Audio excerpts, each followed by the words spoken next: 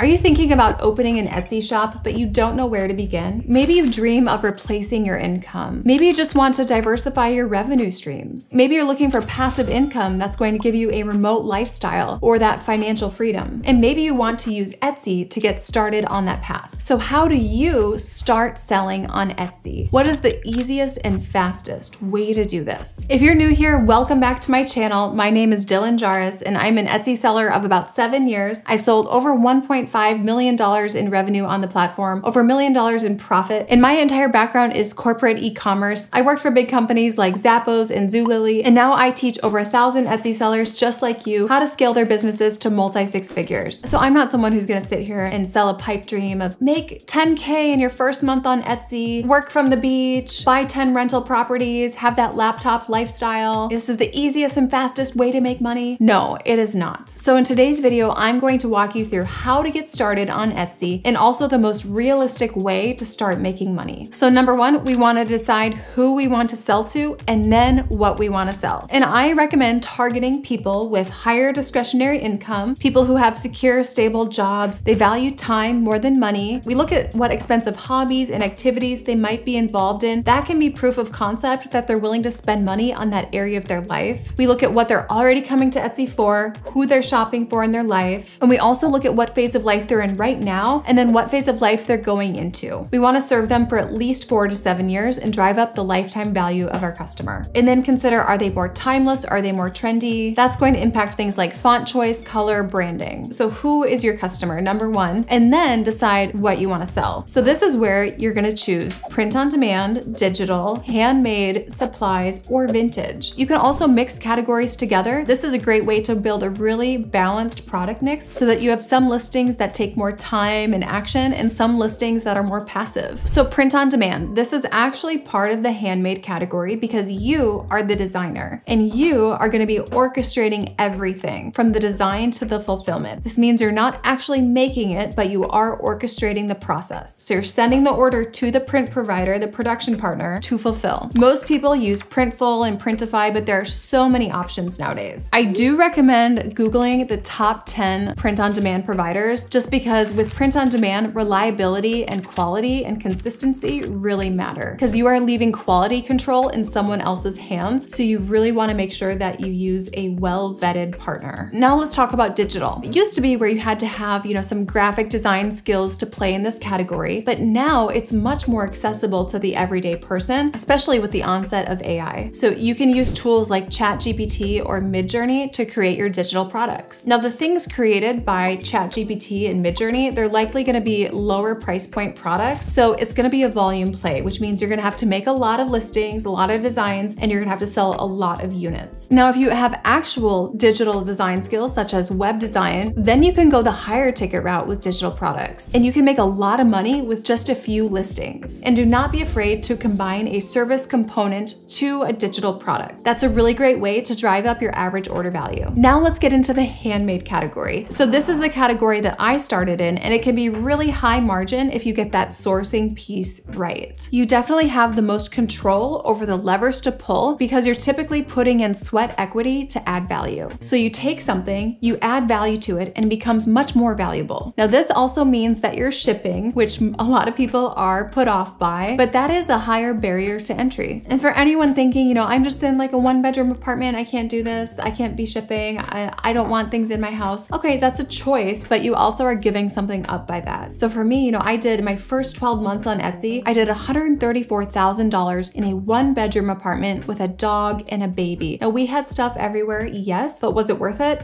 My goodness, yes. So you absolutely can do this. Now, sometimes I talk to people about the handmade category and they're hesitant because they're afraid of too many orders in the fulfillment. Well, in this situation, I always recommend let's sell something. Let's sell one thing before we start telling ourselves all the reason it's not going to work. So cross that bridge when you come to it. So scalability in the handmade category is really an art and a science, which is why it can be much more of a game than something like digital and print on demand. There's more levers to pull in the handmade category, and more levers to pull means there's more ways to compete. Now let's look at the supply category. With supplies, there's so much gray area, and not enough people talk about supplies. The majority of people only talk about print on demand and digital. So if you do handmade, it's also great to infuse infuse supplies into your mix. Supplies, I would say, are great for the non-creative types. Maybe you're more of the analytical type and you're just looking for that margin opportunity. So supplies can include traditional craft supplies, yes, like beads, ribbon, fabric, etc. But really, they can be anything that is a component of something else. So this could be like hardware from Home Depot, like drawer pulls or hinges. And then there's another gray area of the supply category, which is anything for an event or occasion. So this means party supplies. You can simply buy and resell these. Now with the supply category, there are two ways to do fulfillment. One way, you have much less control over the experience, and the other way, you do have a lot more control over the experience, and you can break things up into smaller quantities to add more value. For example, you could buy a pack of 1,000 beads for $10. You could break them up into packs of 100, and you could sell each pack of 100 for $5. Well, your cost on that 100 was $1, so your margin is 80%. Not bad. Now, the last category is vintage, and a lot of people overlook this area, but really certain geographical areas have a huge advantage. So this is where something has to be at least 20 years old, and you have to have proof that it's a vintage item. Now, the opportunity with vintage, I find, tends to be the quality of the listing. So these are typically like one-time listings, and I find that the quality of listings in the vintage category is oftentimes really low. So the art and science of really being successful in the vintage category is not only with sourcing, but it's also with building high converting listings. And it also really depends on having a great pricing strategy. So it's kind of like pricing a house for sale, right? You want to have the right price out the gate so that it doesn't sit around for 6 months and get stale. You also don't want to price it too low because it is your one chance to get that margin on that item. I think if you're going to play in the vintage category, it is worth your time to become an expert on certain areas within it. So for example, I have a student in the UK who does vintage toys, right? So that's kind of her specialty. When she sees opportunities, she knows her pricing, what she's going to be at. So once you've chosen your general category or multiple categories that you're going to sell in, then you need to work out your product mix. And I highly recommend having 7 different types of products in your shop so that each listing has a different purpose. Some of our listings are going to scale your revenue, and some of our listings are just going to scale your order number. Now, the next thing you're going to do is open a shop. You're just going to pick a name, just use it as a placeholder. Do not spend more than an hour thinking of the name. Just get a name up because you can change it whenever you want. I just do not recommend naming your shop something with your name or something so obscure that no one knows what it means. So now let's actually open a shop. You're going to click sign in. You're going to click register. You're going to start typing in an email address, your name, and create a password. Now you're signed in. You're going to click your account and you're going to click sell on Etsy. Now let's start our shop. So you're going to click your language, your country, and your currency. Now, technically your country should be where your bank account is located. Now you're going to make up a shop name and you're going to type something in. Now you'll notice if the shop name is taken, it's going to give you ideas. I highly recommend just taking one of the ideas to get yourself started. You're going to click save and continue, and you're going to just create your first listing. So basically, I recommend going through and just getting a placeholder listing up. It really doesn't even matter what things you select because you're going to disable the listing right away, and that's going to allow you to fill out the rest of your shop components. So now that you've gotten just a mock listing up, you need to be putting in your payment info and setting up your billing info. And this is what's going to allow you to fill out the rest of your shop components. Now, a couple of things to note here. You do not need an LLC in order to sell on Etsy. If you're in the US, you can just set it up as a sole proprietorship with your social security number. Now, I didn't have an LLC until I was doing well over $360,000 a year in revenue, and I should have done it much earlier, but point is, you don't need an LLC to have a shop. And I recommend when you open your shop being as laser focused on getting 10 to 20 listings up, and then make sure you optimize those listings before you publish them. Now you've got to have the proper SEO, the 10 types of listing photos, plus the video, and you want to have high converting listing elements so that when people do find your listing, they actually convert. I have to say this, do not just publish your listings and then think, oh, I'll go back and optimize them later, because it is so much harder to get traction that way. Etsy does give you a boost in your first month. It's really beneficial to publish your listings correctly the first time because you want to be getting sales ASAP. Month 1 is your time, so do not waste it. If you need help, just reach out. Some of my students have actually made over $1,000 in their first month on Etsy. And if you want a path to build your shop the right way the first time, just schedule a free call with us and we can just show you what the path that we recommend looks like to see if it's something that interests you. The link for that free call is in the description box. If you like videos about getting started on Etsy and getting your shop off the ground, please subscribe to the channel and give this video a thumbs up. It'll let us know to keep making more videos similar to this one. All right, we'll see you guys in the next video.